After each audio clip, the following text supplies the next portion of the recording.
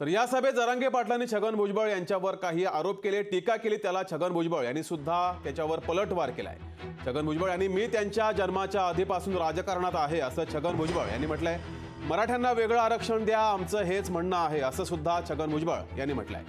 तर जरांगे पाटील यांनी त्यांच्या सभेतून जे आरोप केले होते, क्षीरसागरांचं घर मी जाळलं का असं छगन भुजबळ यांनी म्हटलंय। बीडमधील हल्ला जो जाळपोळ झाली होती त्याला छगन भुजबळ हे जबाबदार होते असं म्हटलंय। त्यावर छगन भुजबळ यांनी सुद्धा उत्तर दिलंय।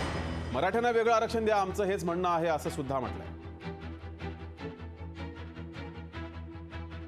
आज त्यांची ती जाहीर सभा झाली। आता त्याच्यामध्ये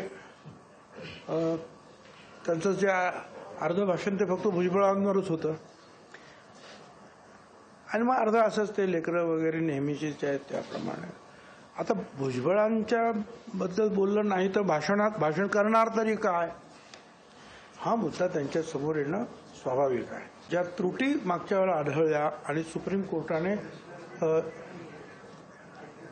जो अडथळा निर्माण केला तो अडथळा सुप्रीम कोर्टच दूर करू शकेल आणि ते जर झालं तर मग आम्ही म्हणतो त्याप्रमाणे त्यांना वेगळं आरक्षण संपूर्ण मराठा समाजाला निश्चितपणे मिळेल, ज्याला आमचा कधीच विरोध नव्हता किंवा त्या कायद्याला मी विधानसभेत सुद्धा पाठिंबा दिलेला आहे। लोकशाही मराठी ऐका, पहा, जागरूक रहा।